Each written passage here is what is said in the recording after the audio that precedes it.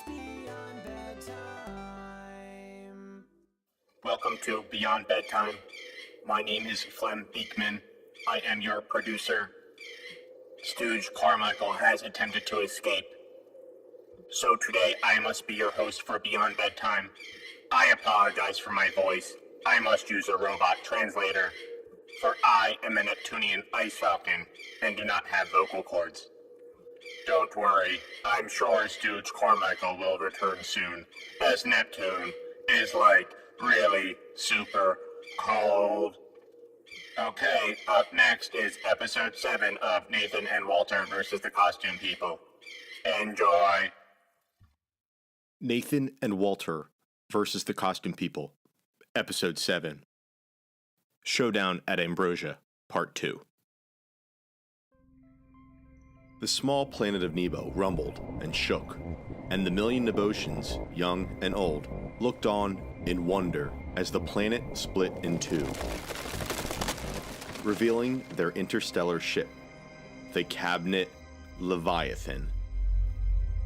The Cabinet Leviathan was large enough to have a living quarters for all 1 million Nebotians, and was capable of both interstellar travel and intra-space-time travel, meaning it could, hypothetically, fly outside of space-time.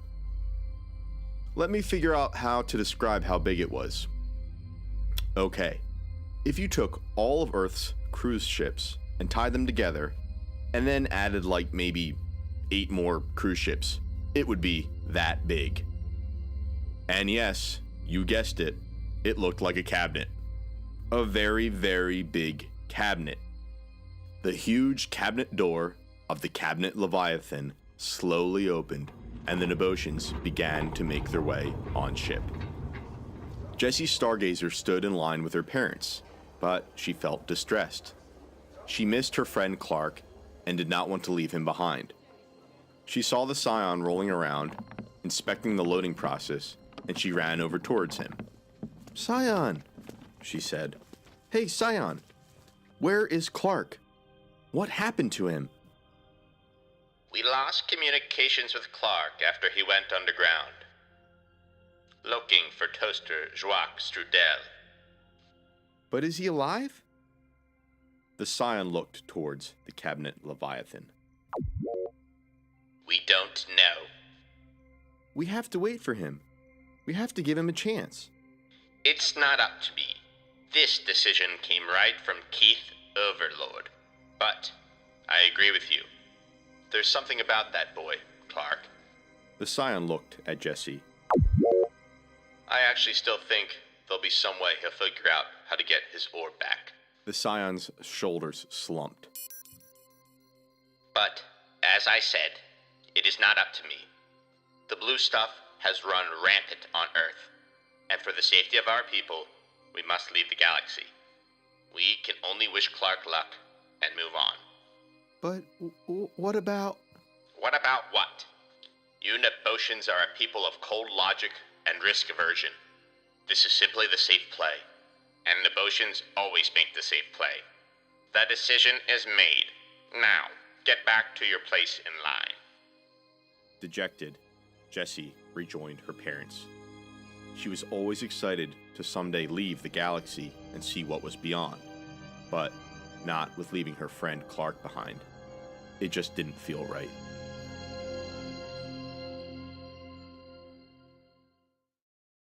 The back of Toaster's ship jettisoned out a trail of smoke. From the costume headquarters, they needed to travel exactly 100 miles to get back to Clark's ship. Unfortunately, they only had enough fuel to make it 99 miles. "Everyone, hold on to your butts," Toaster said. "This is going to be a bit of a rough landing." The ship rattled and hummed as it made a sharp descent into Nathan and Walter's hometown. "Brace for impact!" The ship scraped along an open field, grass, dirt, and leaves flying up into the air in front of them. And finally the ship, half submerged in the dirt, came to a complete stop.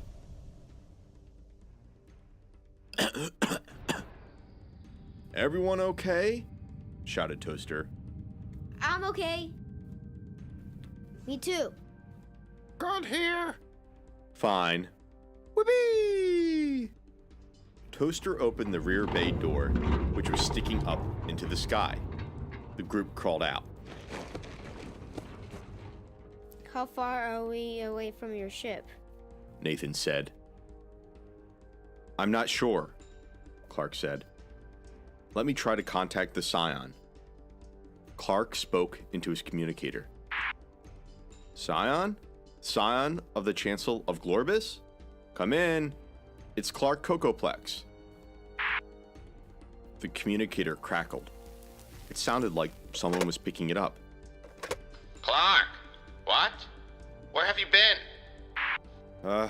Underground. In prison. In a costume headquarter battle. In a crashing ship. But don't worry about any of that now. I have the orb, I knew it. said the Scion, But his voice now quiet. it's too late. We are leaving the galaxy. What? No, Clark said. I have the orb back. I just need to get back to Nebo. Just wait for me. Keith Overlord has already decided to leave. There is no reversing his decision. Most of the Nebotians have already loaded onto the cabinet Leviathan.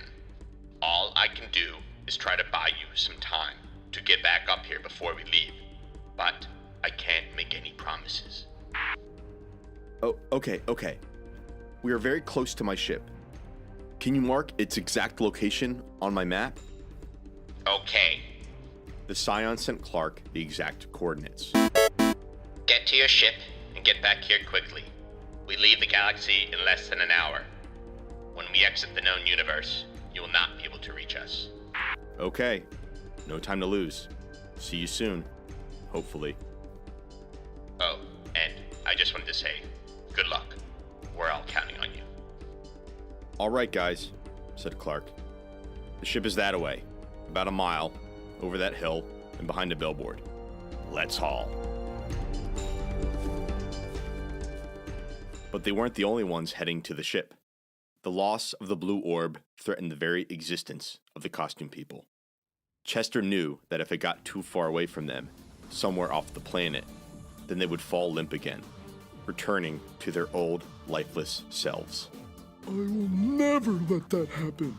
Chester said to himself. So, Chester mobilized all the costumes in New York City, and he sent messages to all the costume project managers working around New England. The message read, The Lousy Brothers stole the orb of blue stuff. Halt all projects. Head to Ambrosia Elementary School to find the hot dog spaceship before they escape.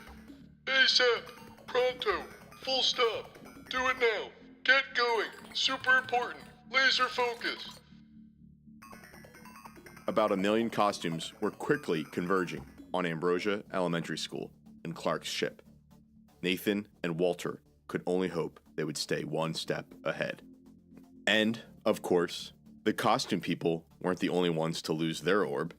Wapado and his glubbers, led by Squiggles the gummy worm bro, assembled around their fleet of ships in the underground hangar at the outskirts of Waffle World. Fellow Glovers, Wapado said. as you know, the traitorous Toaster Dropped Strudel has stolen our glove and escaped from Waffle World. Don't you worry, we have a tracker on the ship he stole. We are going at him with everything we got. Are you with me? All the Glovers cheered from their spaceships. No. Go that way. Wapado pointed in 3 different directions. No, what are you doing? It's not that way, it's this way. What are you doing? Ocean, you haven't been listening. A note about these spaceships, faithful listeners. Do you think they looked like normal spaceships? If you guess they looked normal, you'd be wrong. Have you even been listening to the story? These spaceships were pretty crazy. One was just a floating ball of frozen yogurt. Another was a pair of chopsticks held together by a string of spaghetti.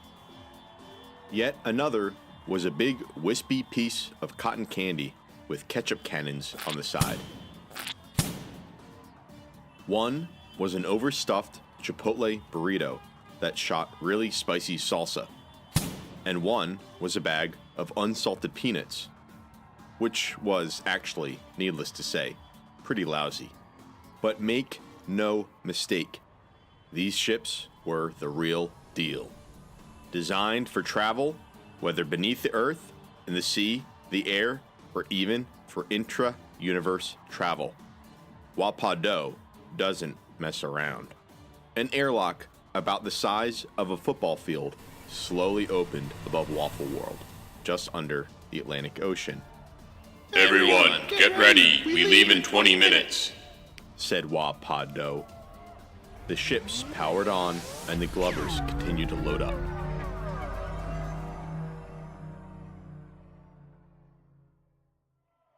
There it is.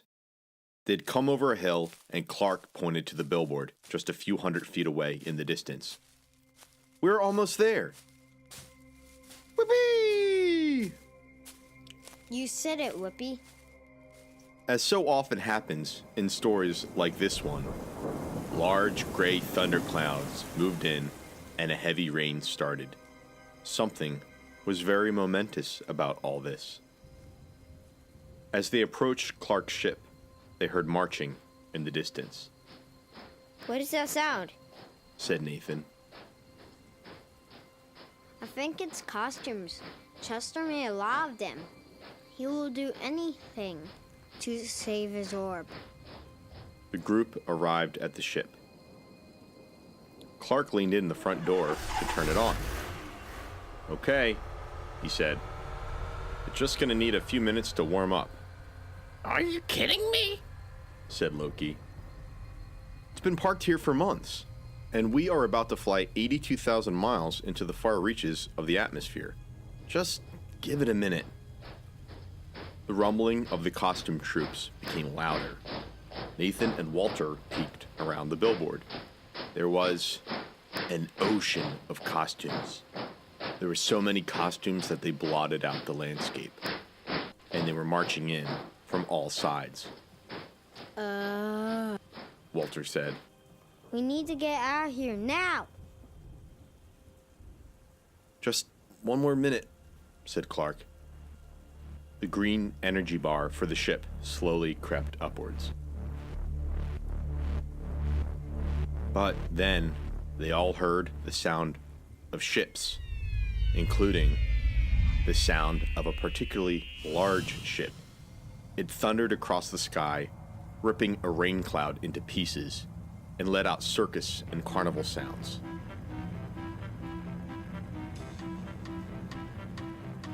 It was a totally insane ship. Okay, Clark said.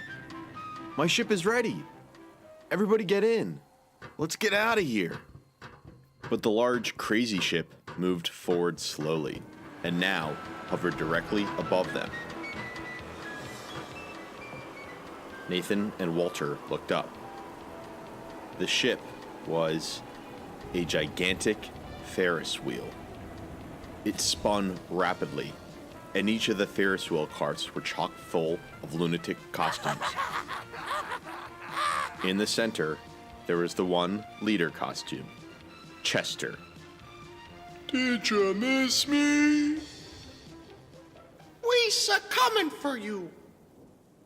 Okay, said Loki. punch it. But just as Clark was about to hit the gas pedal, an explosion of neon green lit up the sky. The force was strong enough to knock over the costumes and shake the ships. As the green light flickered and dissipated out in space, the planet of Nebo suddenly appeared. Oh, said Clark. There's Nebo, my hometown. It's so beautiful. Somebody must have hit the knob. But as his stomach and heart swelled with joy, he saw a pulsating line streak away from Nebo and out into the far corner of space. No, Clark said. They left. They left on the Cabinet Leviathan. On the cabinet alignment? What do you mean? The Nebotians, they felt too threatened by the costume people, and they left. To the edge of the known universe. Clark slammed the steering wheel of his ship. And this ship can't follow them. She wasn't designed for that sort of travel. Outside, the army of costumes crept closer. Chester's Ferris spaceship began to descend on top of them.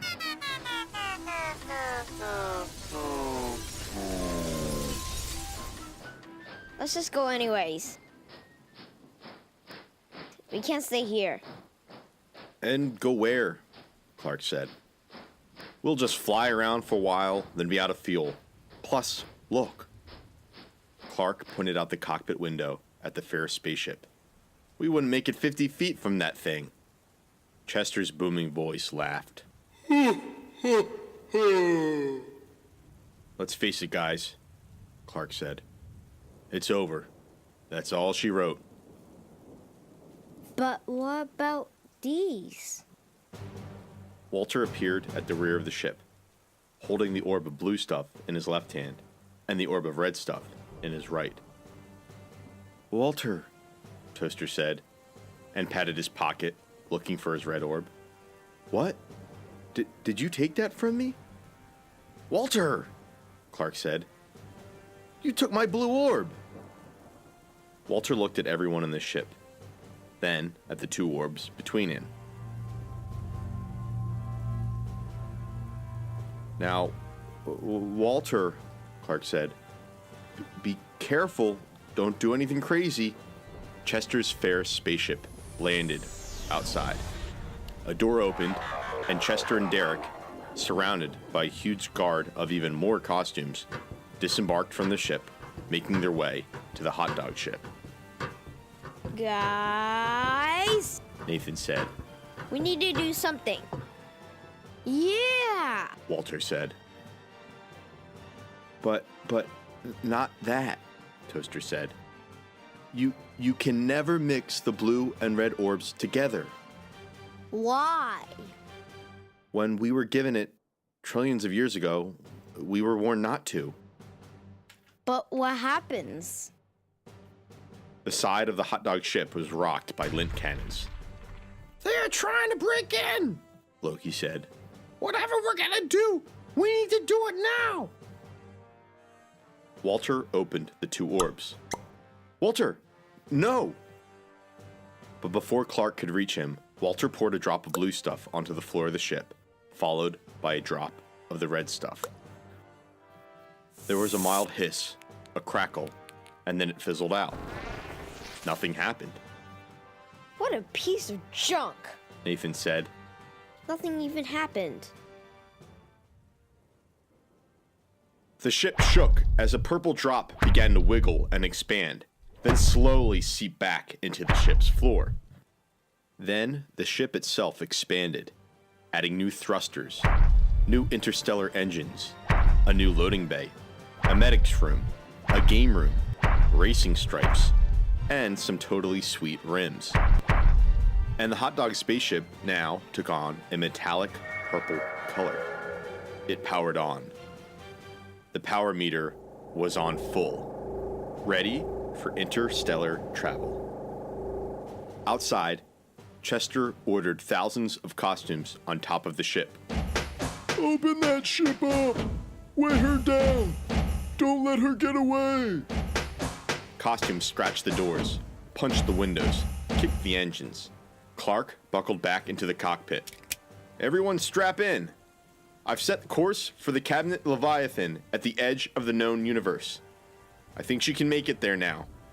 The ship hovered up, then shook and rolled, knocking costumes here and there. Ew! Chester said. Stop her! But then, the hot dog ship, in a purple blaze like nothing you've ever seen, shot out into the night sky, out of the Milky Way galaxy, past every galaxy we have ever known about, and towards the Cabinet Leviathan, which was more miles away than I could possibly describe. Chester got back onto his Ferris spaceship. Follow them! He said. At his command station, he messaged his project managers. We are going after that ship. Send all ships! The Ferris spaceship shot out into space, chasing the hot dog spaceship. So did a few thousand other costume ships, leaving from the costume headquarters and other strategic locations throughout the United States. And, of course, they weren't the only ones. A massive ship emerged from the Atlantic Ocean, shaped like a piece of French toast, dripping with syrup and piloted by Wa-Pa-Do. Flanking it was the rest of the massive Glubber fleet. Follow those ships, Wa-Pa-Do said, pointing at the Ferris spaceship and trail of costume ships chasing the hot dog ship out of the known universe. And so, Nathan and Walter, Clark and Toaster, and Loki and Whippy flew out in their souped-up spaceship towards the Cabinet Leviathan.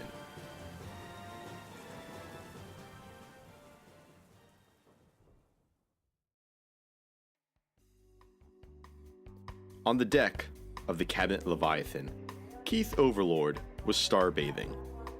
I'll have another space smoothie, please. He read a magazine while an Nebotian massaged his shoulders. You know, He said, I didn't like that solar system anyway. Or really, any of that universe. He stretched. Yeah, right there. Oh, that's nice. It was far too risky. This is nice. On the surface of the Cabinet Leviathan. All around him, thousands of Nebotians continued their sklarfing. But something out in the starry sky twinkled. It looked like a little ship. That's probably nothing to worry about. I'm gonna go take a nap.